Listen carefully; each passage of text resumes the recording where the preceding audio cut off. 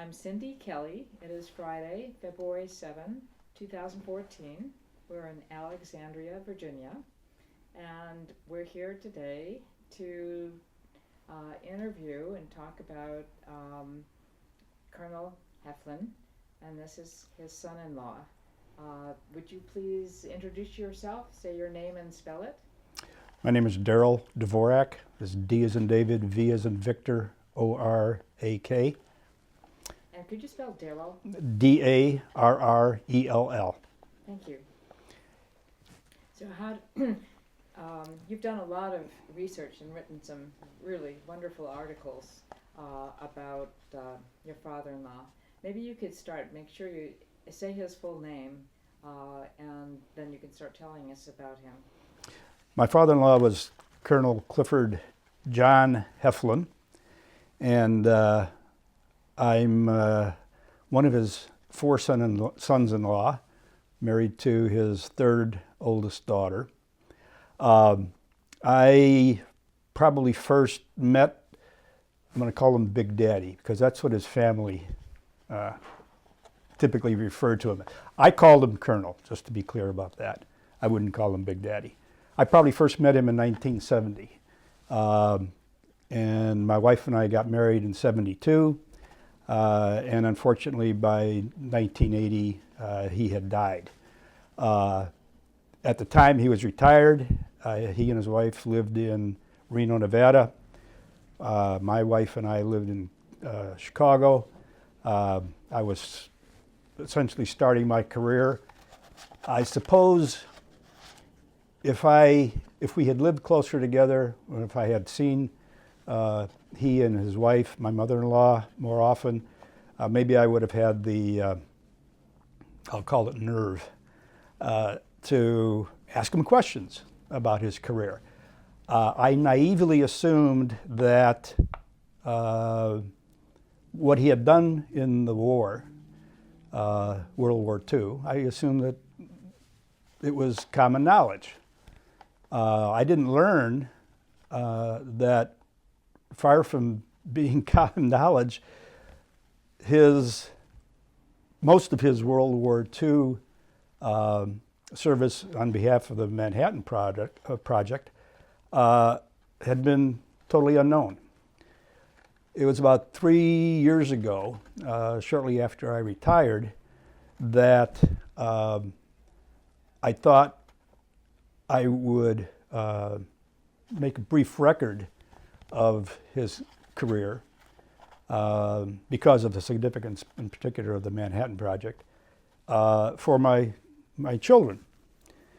So I started, even back then, you could do some prodigious online research. Your organization, your foundation has a great amount of online information. All of the dozens of interviews. Not one of them ever mentioned my father-in-law, which I found curious. I wrote to the National Personnel Center in St. Louis for his records. I gathered from one of his daughters in particular, who had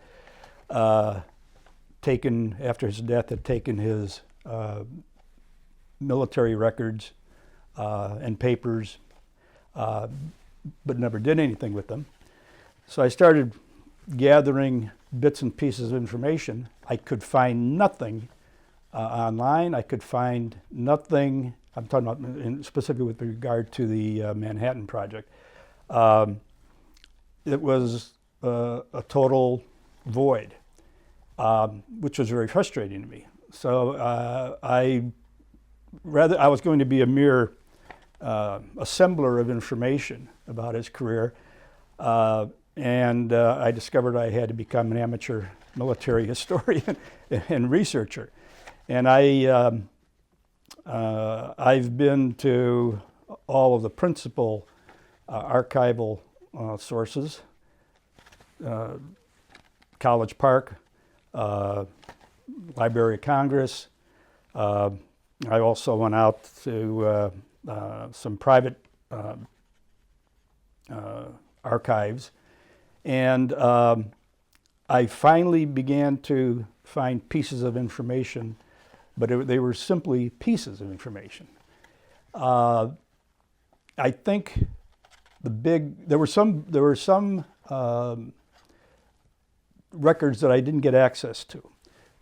You recently did an oral interview with the daughter of Commander Parsons, Admiral Parsons, I should call him, who, in my estimation, and I think the estimation of most people who understand what went on in the Manhattan Project, was probably no less than third in importance to Groves and Oppenheimer. And I'm happy to say that I only recently discovered sufficient evidence that to me showed that Parsons and my father-in-law had a pretty good relationship. But so somewhere more than 3 years ago, I discovered I had to do research. And I slowly assembled information. And I wrote a paper. And I submitted it to a peer-reviewed journal that will remain unnamed. I received back from the editor of this journal a copy of the first peer review. By the way, when you do peer reviews, the people doing the review of the work don't know who the author is, and the author doesn't know who has reviewed their work. And the thing that struck me in particular was Cliff he was the commander of the Wendover base in Utah during his Manhattan Project service. But he had, usually the base commander simply operates the base. And then the base commander is the host of the operational units that are based there. This fellow, I think he certainly had a military background, and I suspect probably an Air Force background. And he totally dismissed the possibility that in this case, and it may be singular, that in this case, my father-in-law was not only commander of the base, he not only operated this 1.8 million acre largest gunnery and bombing site in the world, but he also was responsible for 2 operational units that played the key role working with Los Alamos in weaponizing, is a word I sometimes use, weaponizing Los Alamos research. In other words, taking the research and translating that into effective weapons that could be used. So he just dismissed it out of hand. He wouldn't take any of my evidence. So that kind of left a sour taste in my mouth. So I did a little more research, and then I decided I needed some big guns on my side. And the first thing I did is I contacted a historian. I was put in touch with a historian who is currently with the what's called the U.S. Strategic Command. And the U.S. Strategic Command is what they know of these days, or what's called a unified command, which is an umbrella organization for Army, Air Force, Navy, and Marines. Everything you can think of in terms of a strategic aspect of those services is under this one umbrella. So this historian was, first of all, he was open-minded. And while he had some pointed questions for me over time, eventually he saw I had not all the answers, but sufficient answers. And then, so he was, I credit him in the first paper I wrote. And then the other breakthrough I had was with the biographer, the definitive account of biography of the man himself, General Groves, and that's a fellow by the name of Robert Standish Norris.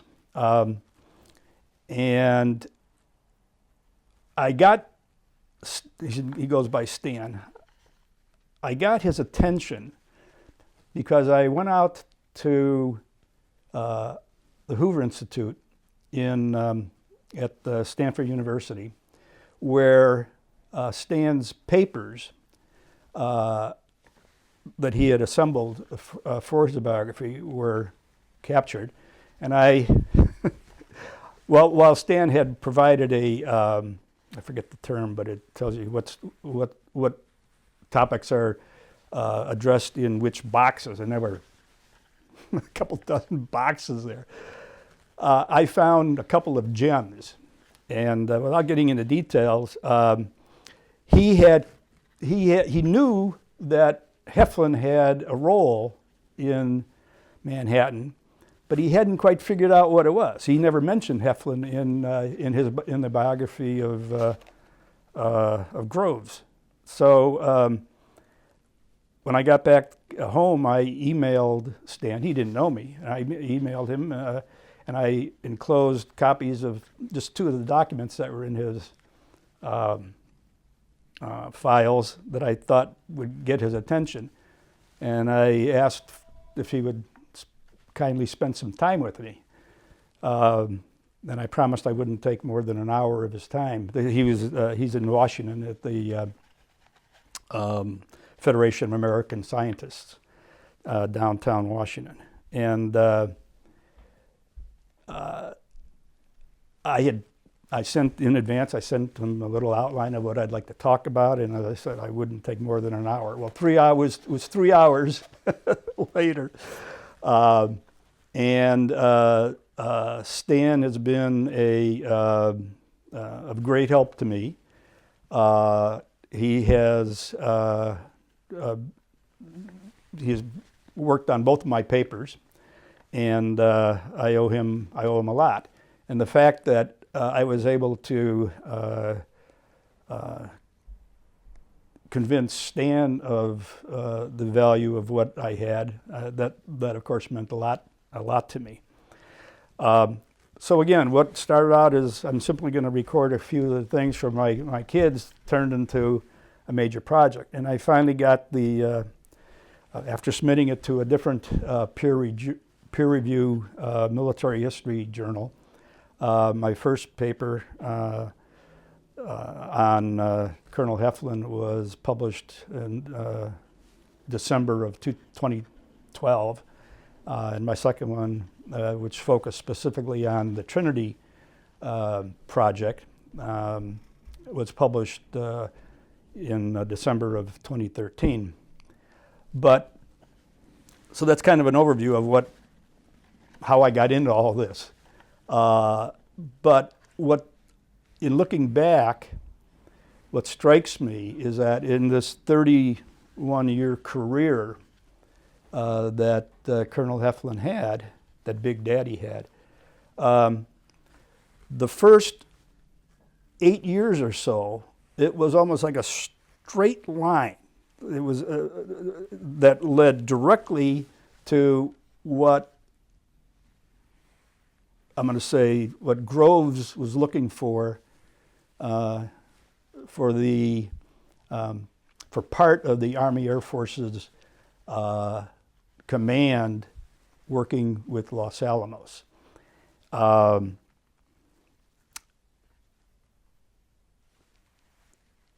I'll try to discuss it briefly. Cliff, Big Daddy, joined what was known as the Air Cadets. He was 21 years old. This would have been in 1938. The following year, this was for pilot training, in a sense. The following year, he was a second lieutenant in the Army Air Forces. And this is pre-war. This would have been, let's say, up until 1942.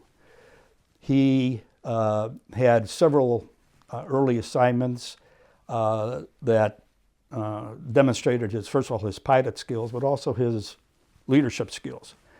In that first, from 38 through 41, 3 years, he became a major. He advanced, he was second lieutenant, first lieutenant, captain, and major. Pretty remarkable. Then, December 41, we get bombed by the Japanese. We finally declare war on the Axis powers, and Big Daddy's first role in World War II, actually, it was also Tibbets' first role in World War II, was flying anti-submarine patrols.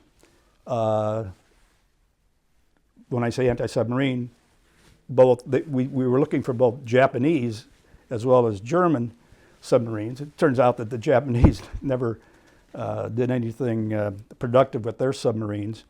The Germans, on the other hand, were massively successful in the Atlantic.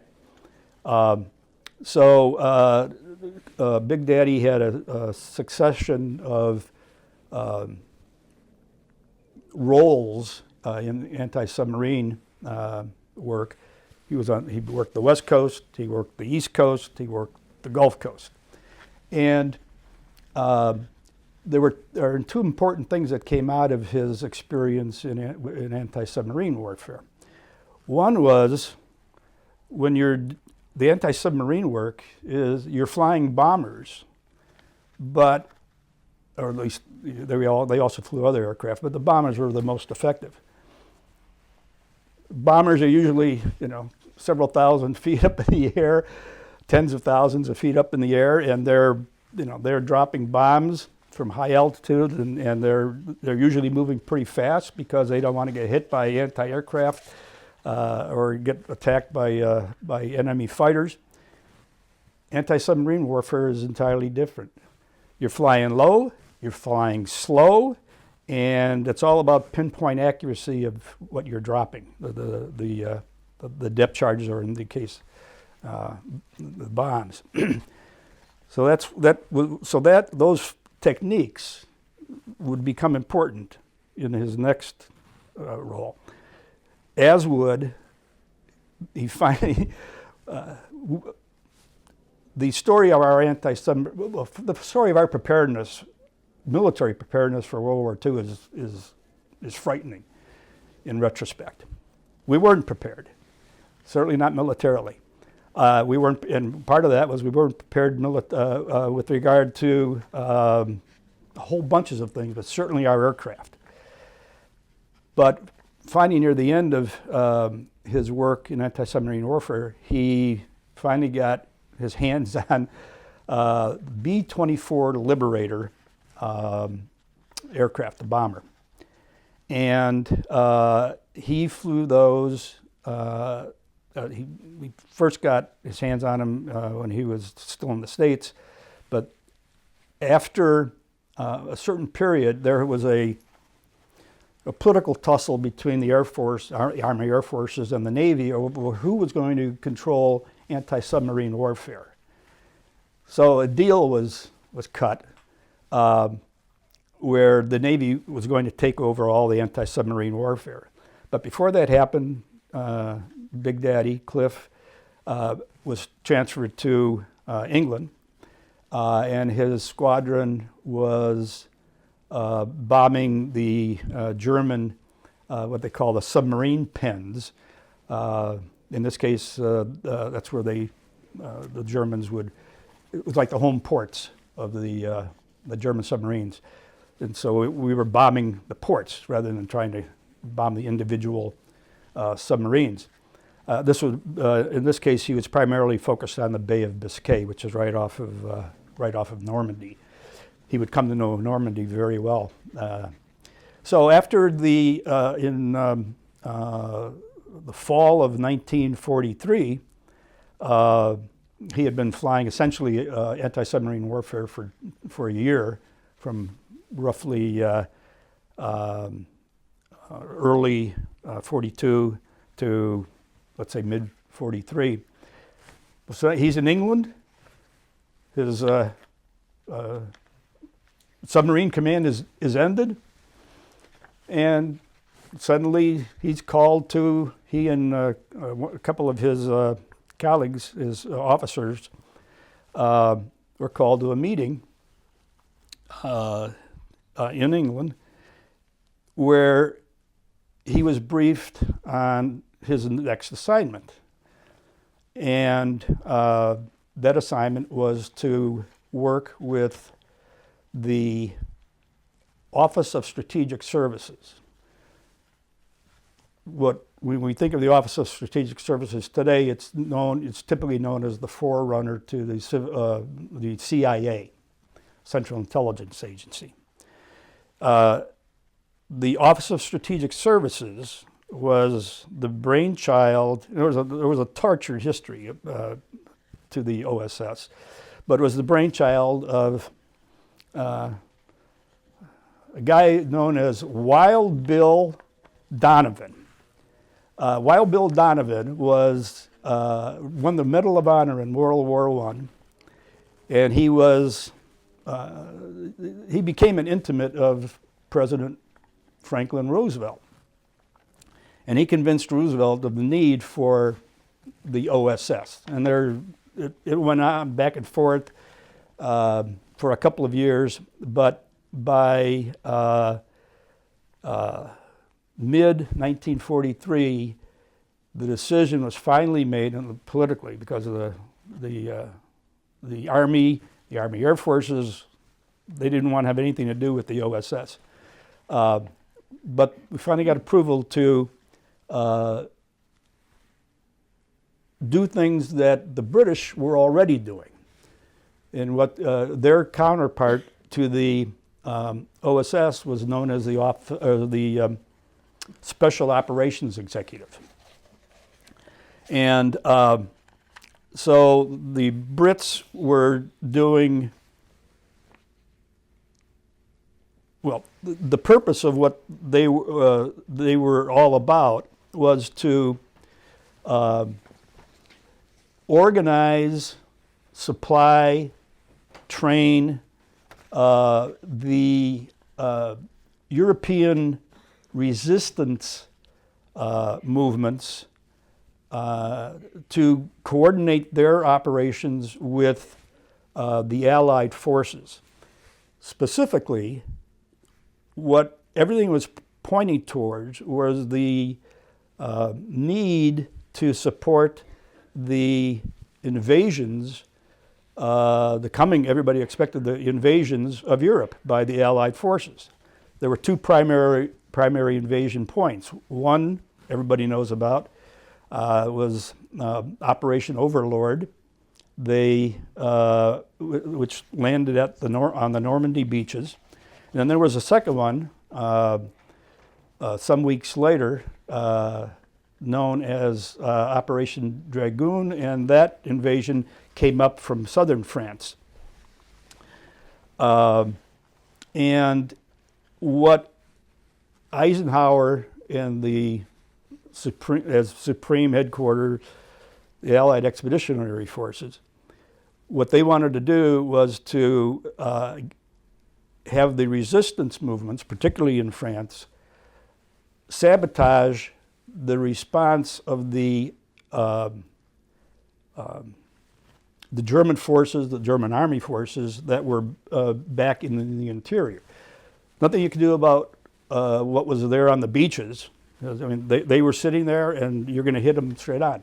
But you had the reserve forces, the backup forces, and what they wanted to do was to delay and disrupt their support of the frontline German forces.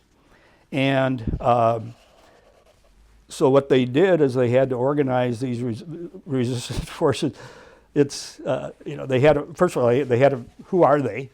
They had to find them. They had to separate the wheat from the chaff as to who was likely to be effective and who was not likely to be effective. So it was like cherry picking. And so the OSS agents and the Special Operations Executive SOE agents were back there trying to make sense of who can we count on. The Air Force, the Army Air Force's command, Heflin's command was known as the project started out as with the code name the Carpetbagger, and then that kind of became the nickname of the Army Air Force's they were the air arm of the OSS, and as I said, the Brits, the SOE, Special Operations Executive, they had their there was an RAF, Royal Air Force counterpart to the Carpetbaggers, and they had been doing this since 1941. It was only 2.5 years later that the U.S. got the OSS established and organized the Carpetbagger command. But they actually eventually both the RAF worked on behalf of the OSS, and the Carpetbaggers worked on behalf of the SOE. In other words, they had a lot of work to do, and if the OSS could serve the British side, that's fine, and vice versa. The Carpetbaggers, what was significant about the Carpetbaggers was the way that Heflin had to organize the effort, and to boil it down, the characteristics of what he did, it was a top secret unit. The Carpetbaggers were a top secret unit. They had to work in conjunction with a non-military organization, the OSS. In fact, they got their marching orders from the OSS via Eisenhower. The Carpetbaggers, as with the RAF, they were a one-of-a-kind unit. There was only one command that was doing what they were doing. Unlike, bomb squadrons, fighter squadrons, and so on, they were unique. They had to work with this non-military organization. Everything was top secret, and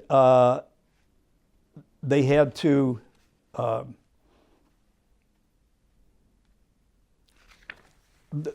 they had a dedicated air base. They didn't share their operations with anyone else. The Carpetbaggers air base that was granted to them was Harrington, which was in central England. So, and working essentially on behalf of the OSS and Eisenhower's headquarters, Heflin had to be a diplomat and be politically sensitive, which most you have to be a diplomat and politically sensitive up the Air Force chain of command. But in this case, the Air Force chain of command was they didn't even get in his way. So in the process, they were very successful. Heflin was a hands-on commander. Every new mission, from the first dropping of the bodies to dropping supplies, arms, to the resistance movements, landing behind enemy lines, Heflin flew the missions first before he would let his men do any of that.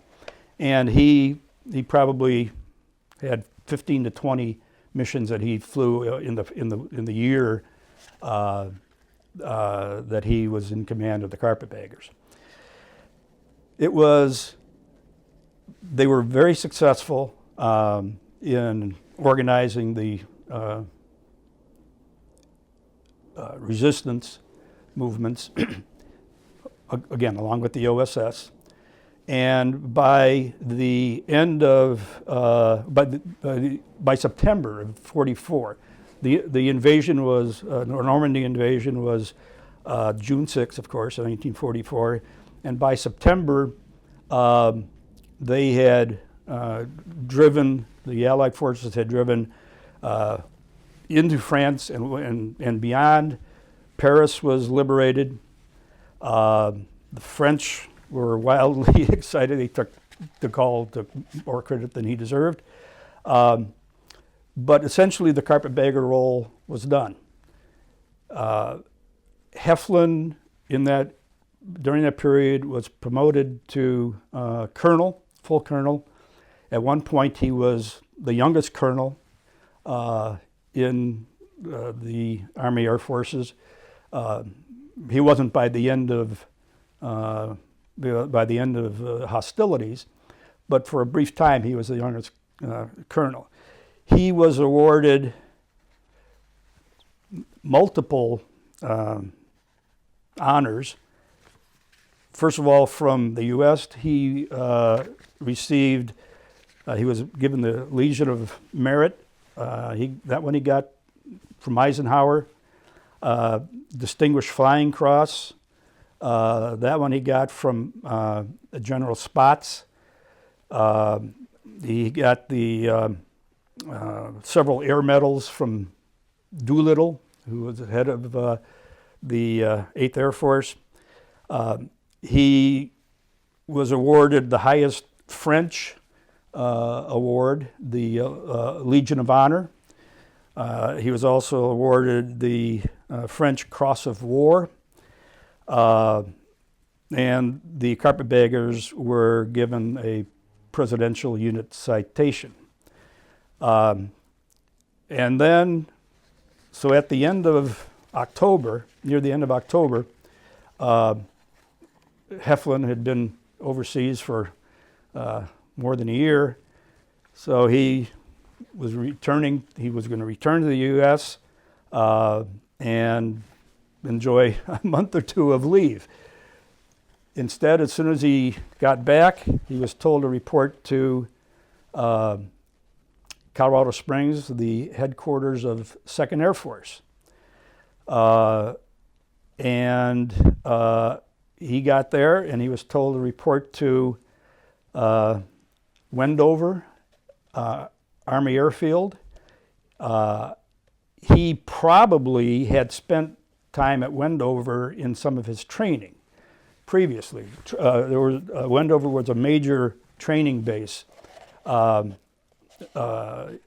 both bombing training as well as fighter training. So he probably knew about Wendover. Not that he was happy about Wendover, but he probably knew it. His flight records show that he flew two-day sets of flights. I speculate, and these involved like 16 hours of flying, and he was flying fighters. I'm speculating that what happened is that he was considered to be a candidate for a role in the Manhattan Project, and what happened was he was interviewing with people, probably primarily at Wendover or Los Alamos and Washington, D.C. Obviously, he had to pass muster with Groves. It's not clear how he came to the attention of people like Groves, but given the awards that he had from some of the top people. Presumably Groves would have asked for recommendations. And Heflin's timing in terms of coming back to the States was what was needed. In my research, I uncovered a oral interview that Groves gave in 1970. He never mentioned this in his book, but he was very critical of Tibbets. Thought Tibbets was a tremendous pilot, but Tibbets had never commanded a group as large as the 509th Composite Group was intended to become. I think I've found some evidence in Groves' diary that Groves realized this. He wasn't happy with the choice to begin with. This was General Arnold's choice of Tibbets. But something happened, and I think that may have triggered, I think he may have triggered the selection of Heflin. But I can't be sure about that.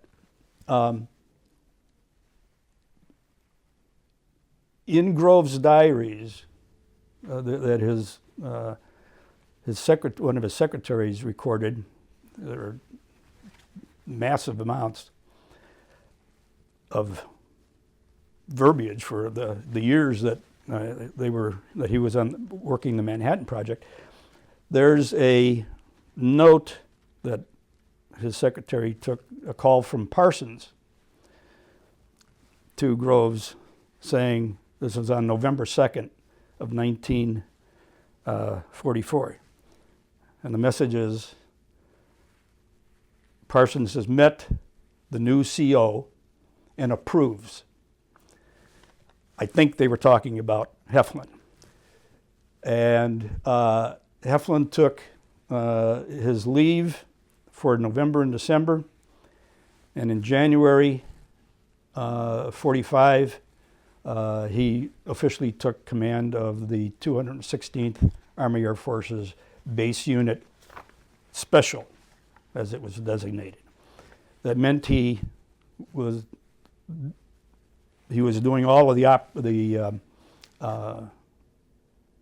work of managing the world's largest air base.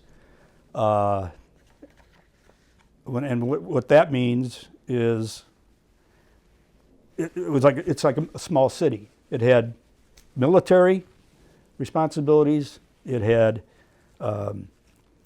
municipal responsibilities, and it had what you would think of as business responsibilities, like bowling alleys and restaurants and laundry facilities. In any event, it was like running a small city. But in addition, Heflin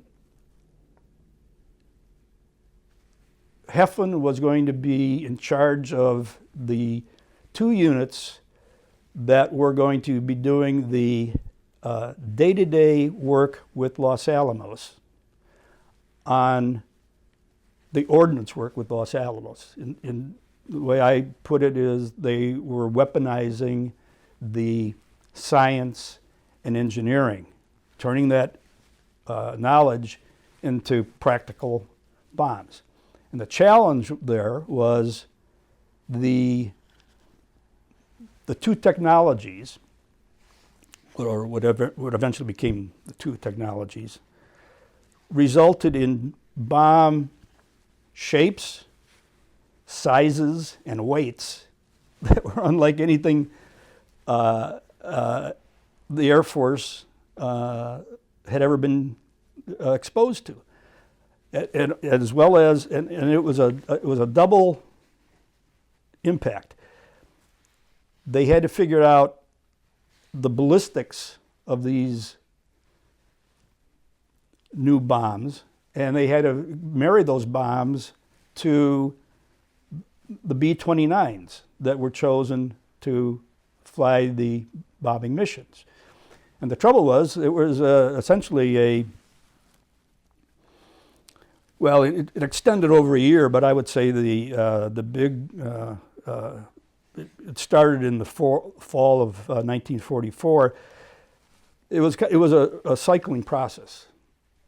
Los Alamos would come up with the designs, and then they would have to build these designs in, think of them as dummy bombs or inert bombs, and then they would drop test these bombs, and then they would evaluate the ballistics characteristics of these bombs. You know, when you're aiming this way, does the bomb fall that way? And ballistics is a science unto itself. So then they would measure the tests. They would figure out what's going right. They would figure out what's going wrong. In the meantime, Los Alamos is continuing to refine the technologies that they're using. So it was a recurring cycle. And they would, the technology development, fashion the bombs, test the bombs, see how what it meant for the conversion of the B-29s to carry these monster bombs, and then you'd start it all over again. And that whole process was under the general control of Parsons. And in December, but Parsons had his hands full with so many things, he brought on, in actually December 44, they brought on Admiral Ashworth, not Admiral, Commander Ashworth. And Ashworth, as he wrote about, he said he would go, first of all, when he got his assignment and he went to, he goes to Los Alamos, meets with Parsons, and then he goes up to Wendover. And he had his wife, and I think he might have had his children. Maybe not children yet, but he had his wife. And he looks around. He begged Parsons that he wouldn't be based at Wendover. He would be based at Los Alamos, and so Parsons and Ashworth and the technicians from Los Alamos would fly up every Monday, and then they would return on Friday. And so he was up there during the week, but he didn't have to. His wife didn't have to live in Wendover.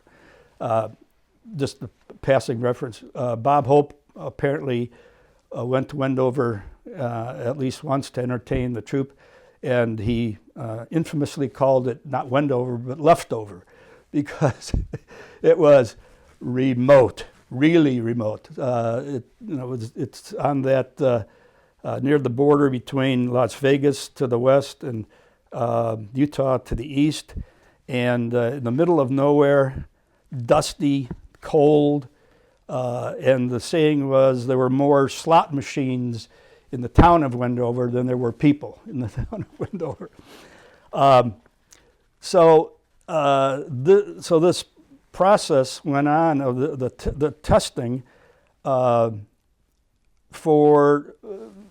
it really got off the dime in January, where Heflin created two new units. One was the flight test section, which flew the drop test missions, and directed their part of the conversion of the B-29s to be able to carry the bombs, and then what was called the Special Ordnance Detachment, which worked with the Los Alamos people to create the ever-evolving dummy bombs for dropping, as well as they had to invent new material handling equipment to load these bombs. If you think about, like today, or maybe not today, back 20 years ago, you'd slide a gurney underneath the bomber, and they would open the doors, and you'd lift up the bombs. Well, these bombs are so big, and the the B-29s were so low slung, they couldn't fit these bombs underneath. So they created pits, and they put this loading equipment in the pits, and they would drive the models out to the loading pits, put them in. The bomber would go over, and then it would be lifted up into the bomb bay. So Heflin and Ashworth has a very nice quote about his work with Heflin, brief but very nice. Referred to him as a very fine Air Force officer who made Ashworth's job easy. But what was disturbing when I started to do my research, before I finally uncovered evidence, well, to this day, the official biography for Tibbets on the Air Force website credits him with all the ballistics work. There's not a mention. There's no information whatsoever about Heflin. Why did that happen? Why was he unknown? Well, I think I finally figured out why nobody knew about the role of Heflin or the 216th base unit. Brilliant man that Groves was, he realized well before the war ended that once the atomic bombs were dropped, there'd be a clamor. What's that all about? Atomic bombs? So he commissioned this physicist.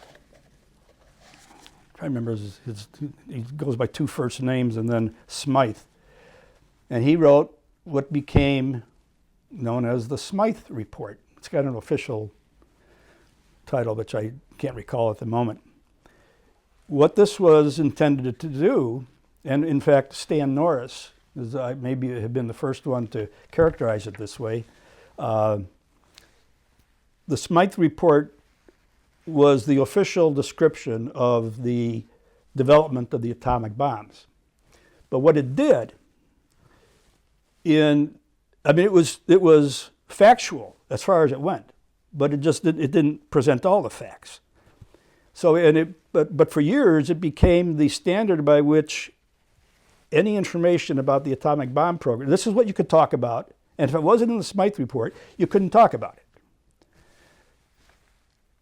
Parsons, when he reviewed the draft of the report, he said, you can't talk about all this ordnance work. It's got too much military significance.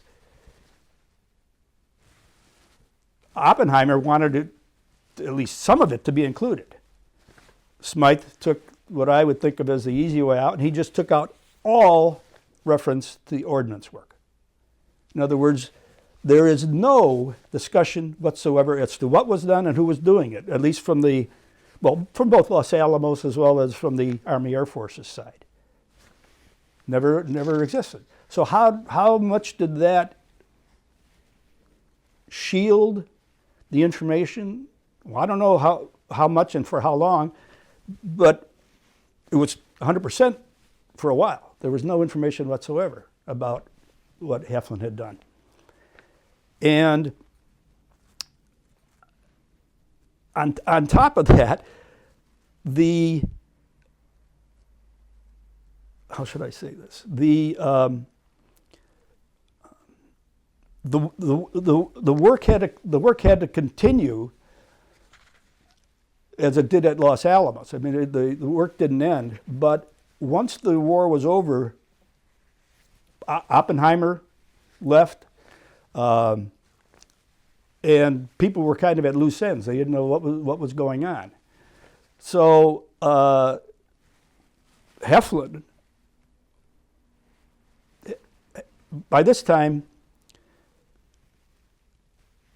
let's say the second bomb was dropped August 9th on Nagasaki. By a month later, Heflin had already been notified he was going to take over as CO, commanding officer of the Roswell Army Airfield in New Mexico, which is where the 509th was going to return. They weren't going to return to Wendover. They were going to return to Roswell. I didn't mention, I neglected to talk about one thing that Heflin did. Let me back up.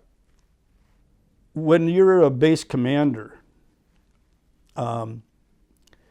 typically you've got a civilian population that lives close to you. Typically what they would do is the base commanders would make available a biography of themselves so that they have a good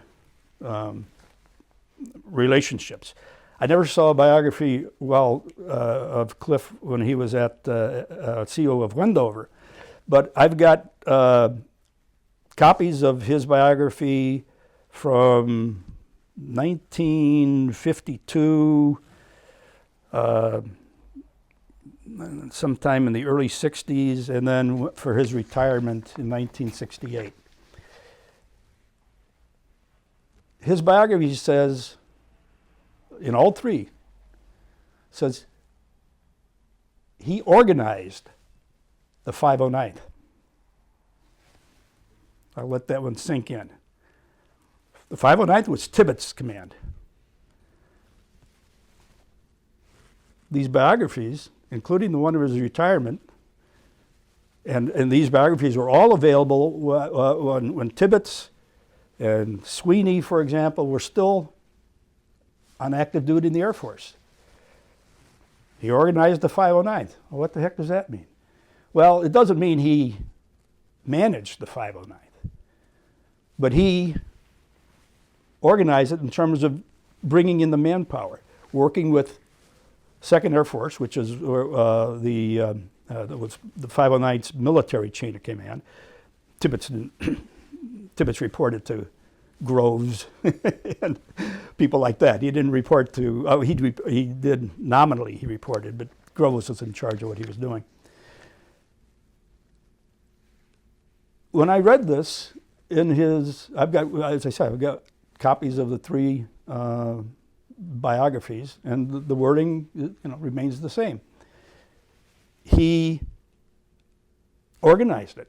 He was in charge, he was staffing his own he's got the base unit, he's got the flight test section, and he's got the ordnance unit. So he had manpower needs.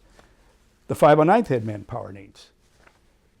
I speculate that it just made sense for all the manpower needs that were flowing into 2nd Air Force. Well, we need this, we need this, we need this, that they channeled through one person. And that one person was Cliff Heflin. But that's, this little tidbit of information that is not known. The other reason that Heflin and the 216th weren't known, besides the fact that they obliterated the Ordnance history from the Smythe report, is that the man who got all the credit, including for the ballistics work, Paul Tibbets, he wrote 4 autobiographies. Now, a couple of them were just rewrites of the earlier issues. 4 autobiographies. And he gave countless interviews. He never mentioned that there was a base commander at Wendover, who it was, what role he played.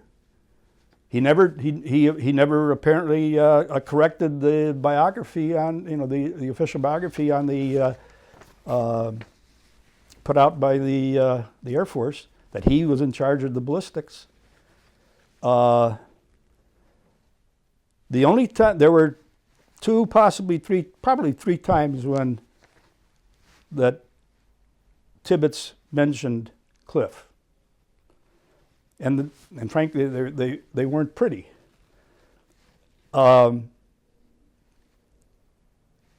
in each case, they were in private conversations, and at least 2 of the 3 times, they weren't likely to see the light of day. One was in a personal communication. It's actually, you've got all of the Parsons Ashworth transcripts. I forget the name of the organization that the Atomic Heritage Foundation has taken over. But you'll find in there, a letter. I can't tell you who it is. It was a handwritten letter, maybe it was a typed letter, to Tibbets, and then he turned over the paper and he gave his little explanation. That was a personal communication, but he talked about Heflin because somebody had noticed the name. And then Tibbets did an oral interview with the Air Force Historical Research Agency, the one at Maxwell. And apparently the way it went is that they were showing Tibbets pictures, and I've got the picture in one of my papers of Heflin and Tibbets standing in front of a B-29 at Wendover. And they asked him who this was. And he said, that's Cliff Heflin, and he was a friend of mine. And I asked for him to be my base commander at Wendover. And he specifically requested him. And he says that Heflin told General Ent, who was at one time the commander of 2nd Air Force, that even though that Heflin had been a colonel for 8 months before Tibbets became colonel, Tibbets became colonel in January of 45, that sure that Heflin would be happy to work under Tibbets. Heflin never worked under Tibbets. They were 2 separate chains of command. Heflin had his responsibilities to Parsons and Oppenheimer and Groves, and then he had his 2nd Air Force chain of command. There's some deceit in what Tibbets did. As I say, he never talked about him publicly, but when he talked about him privately, he wasn't honest about their relationship.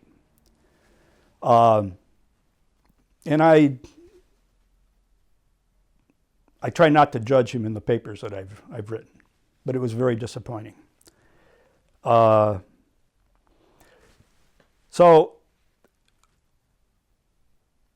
after the war ended, Heflin goes to be CEO of the Roswell. The 509th returns there. Tibbets returns to Roswell, but then he takes off pretty quickly for working on the next atomic bomb program. Meanwhile, Heflin is breaking up the 509th and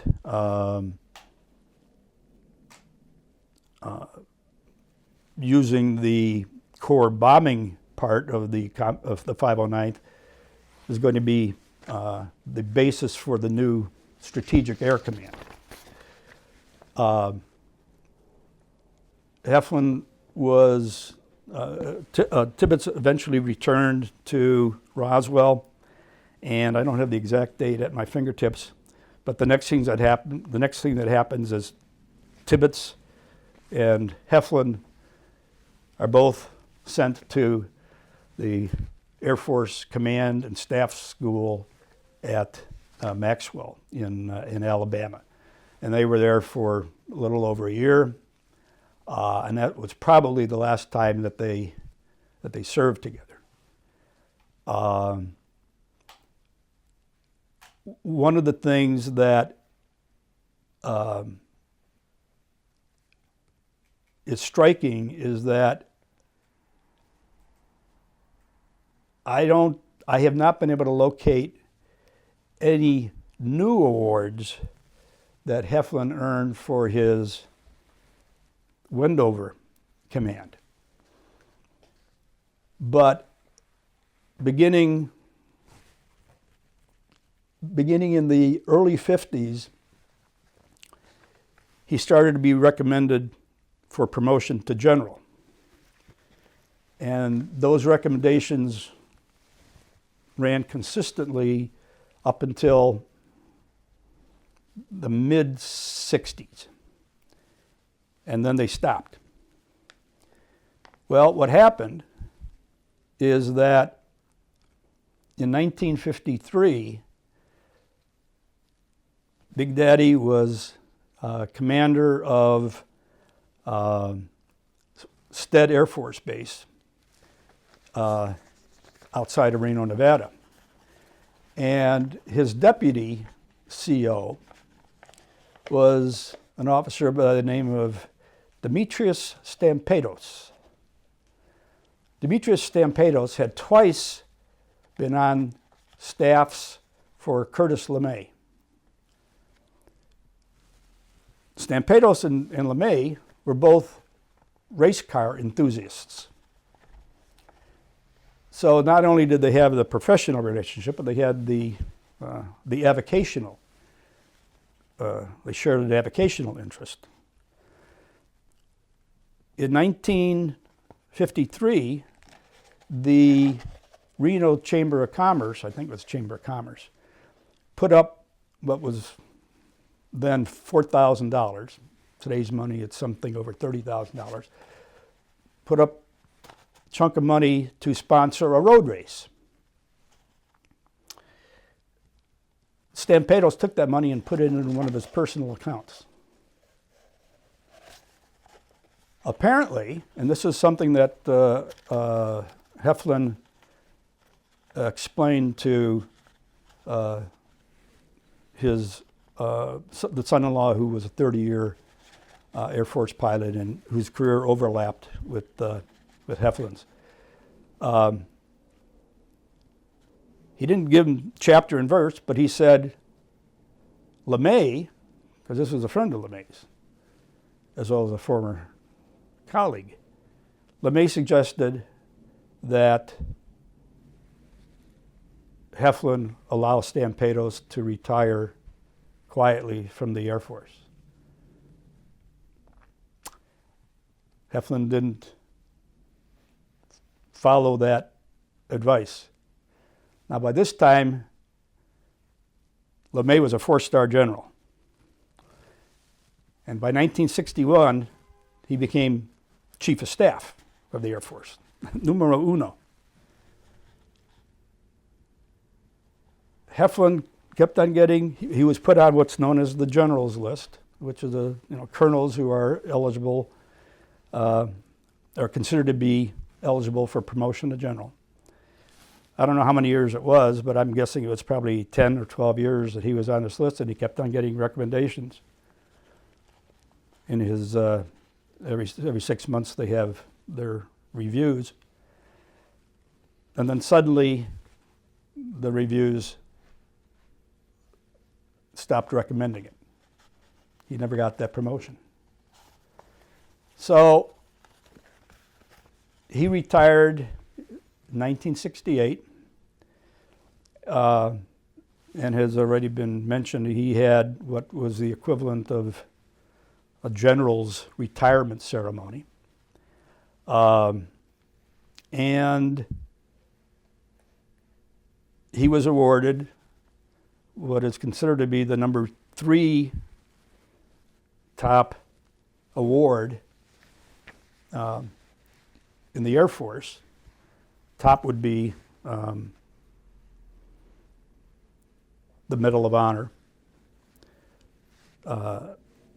Next would be the Distinguished Flying Cross, which is the award that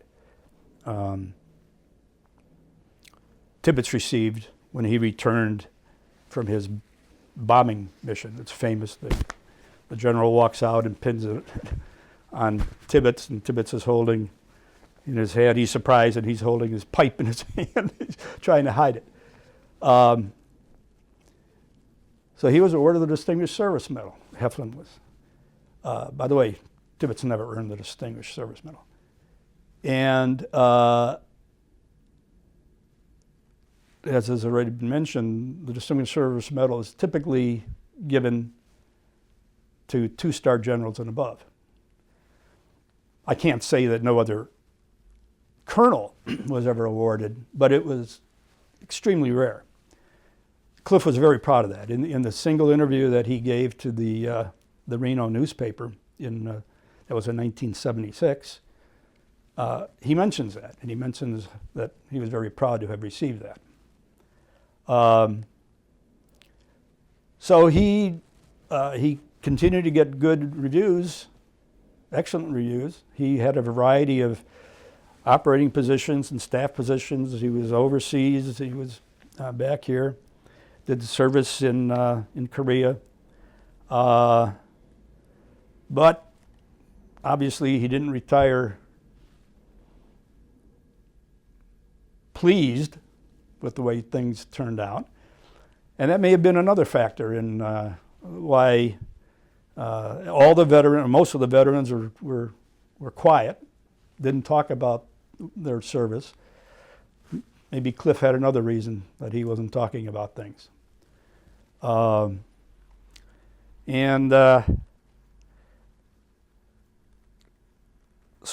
I'm not done telling.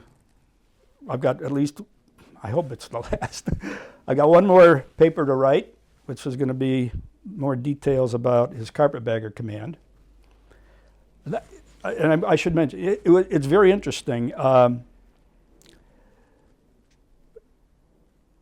trying to remember the date. There was what became a 10 million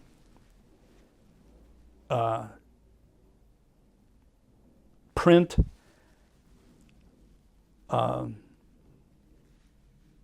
of a book called Is Paris Burning? And you're too young to know about Is Paris Burning, but it was not only a best-selling book, but it was made into a movie with all of these movie stars. And it was about, Is Paris Burning was the account of the liberation of Paris. Cliff and his Carpetbaggers are mentioned in that book. And the Carpetbaggers were mentioned several times, never to any great extent, but and Heflin was named, but again, very few details. Nobody ever mentioned him in connection with the Manhattan Project, but they did with the Carpetbaggers. So there's a heck of a lot more to be told about that command, and I'll be writing about that. But the sharp contrast to, yes, the Carpetbaggers were important, but they weren't as important as the Manhattan Project. And Cliff got mentioned there, and he didn't get mentioned at all. So I assume it was a bittersweet end to his career. But I don't know what his thoughts really were. And I never will. Well, I think you've done him a great service. Well, thank you. You certainly have. How many men have such dedicated son-in-laws? Well, it's one of those things, the dog gets the bone in his teeth and he won't let go until he's... I had to figure out the story. And I'll never get unless and until someone finds those missing records that just evaporated. They had to exist. The military can't get by without recording everything. Until that happens, his story won't be fully known, which is unfortunate.